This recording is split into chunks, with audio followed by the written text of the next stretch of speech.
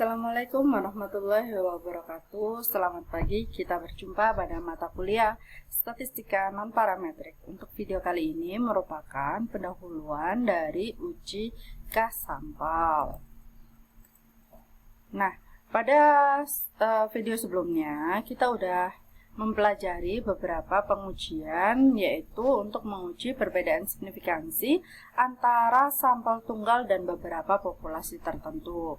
Dan juga kita sudah mempelajari mengenai menguji perbedaan signifikan antara dua sampel, baik yang terkait atau berhubung atau match atau paired maupun yang independen. Nah, pada video berikutnya atau pada bab ini kita akan membahas atau prosedur akan disajikan untuk menguji signifikansi perbedaan di antara 3 atau lebih kelompok. Jadi artinya uji statistika akan disajikan untuk menguji hipotesis nol bahwa dimanakannya itu bisa saja 3 atau lebih sampel telah diambil dari populasi yang sama atau dari populasi yang identik. Keadaan terkadang mengharuskan kita untuk merancang eksperimen sehingga lebih dari 2 sampel atau kondisi dapat dipelajari secara bersamaan. Nah, jika 3 atau lebih sampel atau kondisi akan dibandingkan dalam sebuah eksperimen, maka perlu menggunakan uji statistik yang menunjukkan apakah ada perbedaan secara keseluruhan di antara kas sampel atau kondisinya tadi sebelum seseorang memilih pasangan sampel secara berurutan untuk menguji signifikansi perbedaan di antara keduanya. Jika kita ingin menggunakan uji statistik 2 sampel, itu sebenarnya bisa ya untuk menguji 3 atau lebih kelompok. Nah, ini kita contohnya adalah 5 kelompok, di mana nanti kalau kita menggunakan uji statistika 2 sampel, berarti kita harus menguji sebanyak 10 kali, yaitu kombinasi 5 dari 2 ya. Jadi nanti harus dipasangkan dari 5 itu kita ambil kombinasinya, yaitu 2 pertama, kemudian si pertama dengan yang ketiga, yang pertama dengan keempat, yang pertama dengan yang kelima, kemudian 2 dengan yang ketiga, 2 dengan 4, 2 dengan 5, kemudian 3 dengan 4, kemudian 3 dengan 5, dan yang terakhir adalah 4 dengan 5. Nah, itu tadi ujinya sebanyak 10 kali. Tapi prosedur seperti itu tidak hanya membosankan, karena kita banyak dan kita harus tahu kombinasinya. Ini kalau 5 kelompok, itu hanya 10 pengujian. Tapi kalau banyak kelompok lain, itu juga akan lebih susah. Nah, kita juga dapat mengarah pada kesimpulan yang keliru. Jadi selain banyak kita menggunakan uji statistik dan juga banyak harus dilakukannya tadi, tapi kita juga bisa saja membuat kesimpulan yang keliru karena memanfaatkan peluangnya nanti dia ditolak atau enggak. Misalkan kita ingin menggunakan tingkat signifikansi katakanlah alfa 0,05 atau 5%, berarti nanti kita ya hipotesisnya perbedaan untuk yang 5 kelompok tadi, tapi 22 berarti ada 10 hipotesis ya. Ya kan? Jadi ada 10 perbandingan atau 10 hipotesis. Nah, nanti kalau kita tetapkan yang tadi 0,05 sebagai tingkat signifikansi, berarti kita mengambil resiko menolak H0 secara keliru itu 5% dari waktu.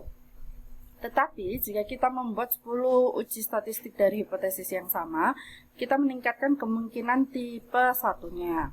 Dapat ditunjukkan bahwa untuk 5 sampel ya, probabilitas uji statistik 2 sampel akan menemukan 1 atau lebih perbedaan yang signifikan jika alfa sama dengan 0,05. Dimana kalau nanti peluangnya adalah 0,4, berarti nanti tingkat signifikansi aktual itu akan menjadi 0,4.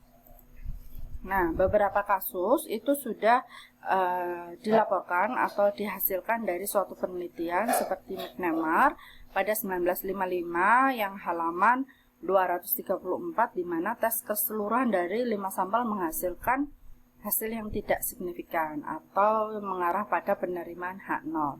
Tetapi tes 2 sampel dari perbedaan yang lebih besar di antara 5 sampel menghasilkan temuan yang signifikan. Oleh karena itu, sebenarnya untuk pengujiannya kalau misalkan kita menggunakan 2 sampel untuk beberapa K sampel itu sangat tidak baik. Pemilihan posterior seperti itu cenderung memanfaatkan kebetulan, dan oleh karena itu kita tidak dapat yakin pada keputusan yang melibatkan K sampel di mana analisisnya hanya terdiri dari pengujian 2 sampel pada satu waktu. Hanya jika uji keseluruhan ya untuk K sampel itu memungkinkan kita untuk menolak ke hipotesis nol, maka kita dibenarkan dalam menggunakan prosedur untuk pengujian signifikan antara 2 sampel. Jadi kalau misalkan ada K sampel atau ada K kelompok, itu yang dilakukan pertama kali adalah yang uji keseluruhannya. Kalau nanti diuji keseluruhannya itu adalah tolak H0, berarti ada perbedaan minimal satu kelompok yang berbeda, ya kan? Baru kita nanti untuk melihat manakah yang berbeda itu baru kita menggunakan uji 2 sampel, ya. Nah, teknik parametrik untuk menguji apakah besar sampel berasal dari populasi yang identik itu adalah analisis varian atau uji F.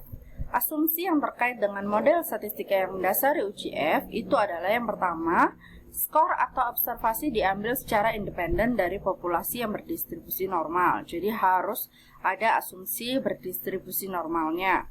Yang kedua adalah bahwa semua populasi memiliki varian yang sama. Kemudian yang ketiga adalah sarana dalam populasi yang terdistribusi normal adalah kombinasi linear dari efek karena baris dan kolom, yaitu bahwa efeknya bersifat tambahan. Selain itu, di uji F itu kan membutuhkan setidaknya pengukuran interval dari variabel yang terlibat. Sehingga untuk uji F atau yang parametrik ini tidak bisa digunakan untuk yang pengukuran atau variabelnya memiliki skala nominal ataupun ordinal. Nah, jika seorang peneliti menemukan asumsi seperti itu, tidak realistis untuk datanya jika dia menemukan bahwa skornya tidak memenuhi persyaratan pengukuran, atau jika dia ingin menghindari membuat asumsi, jadi asumsi tadi itu pengennya nggak usah pakai asumsi, ya, untuk bisa digeneralisirkan, maka dia bisa menggunakan metode non-parametrik. Selain untuk menghindari asumsi, persyaratan yang disebutkan, uji ke sampel non-parametrik ini memiliki keuntungan lebih lanjut dalam memungkinkan data yang secara inheren hanya bersifat klasifikasi atau dalam peringkat untuk diperiksa signifikansinya. Ya, jadi ini ada suatu kelas atau kelompoknya. Nah, sebenarnya ada 2 desain dasar untuk membandingkan kelompok K sampel, ya. Yang pertama adalah dia terkait. Terkait itu bisa aja berhubungan, bisa saja bahasa Inggrisnya match, ya, match, dan juga pair. Pair itu berpasangan, ya.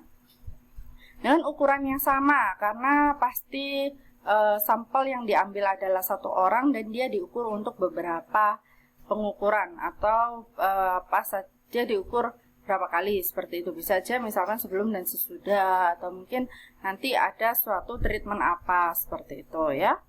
Nah, menurut beberapa kriteria yang dapat mempengaruhi nilai-nilai pengamatan. Kemudian dalam beberapa kasus, pencocokan dicapai dengan membandingkan individu atau kasus yang sama dalam semua kondisi K, atau masing-masing kelompok N itu dapat diukur dalam sebuah kondisi. Nah, untuk yang K sampel terkait atau berhubungan atau match atau pair, itu dikenal sebagai analisis varian 2 arah. Kadang disebut desain blok acak. Sedangkan yang kedua itu adalah acak independen, ya. K sampel acak independen. Karena dia independen berarti nanti ukurannya itu tidak harus sama. Kemudian satu sampel itu diambil dari setiap populasi atau kelompok. Nah, di sini biasanya dikenal sebagai analisis varian atau satu arah. Untuk yang K sampel berhubungan tadi, yang match atau pair, itu kita bisa menggunakan uji Cochrane-Key maupun Friedman-Chuey analysis of variant by rank. Sedangkan untuk sampel independen kita bisa menggunakan chi-square test ataupun extension of median test atau Kruskal-Wallis one-way analysis of variance by rank. Nah, di uji case sampel ini itu akan menyajikan uji statistika non-parametrik yang paralel dengan analisis varian dua arah. Nah, di uji statistik atau non-parametrik ini, dia juga akan menyajikan tes yang cocok untuk digunakan dengan data yang diukur dalam skala nominal dan tes lain yang cocok digunakan dengan data skala ordinal. Nah, pada bab terakhir nanti yang ada pada bukunya Siegel ini, dia akan membandingkan dan menguji perbandingannya untuk sampel terkait dan juga menawarkan panduan lebih lanjut kepada peneliti dalam pemilihannya atas pengujian yang sesuai untuk datanya. Sekian dulu untuk pendahuluan uji K-sampel. Terima kasih. Jangan lupa untuk like dan juga subscribe. Sampai jumpa pada video berikutnya.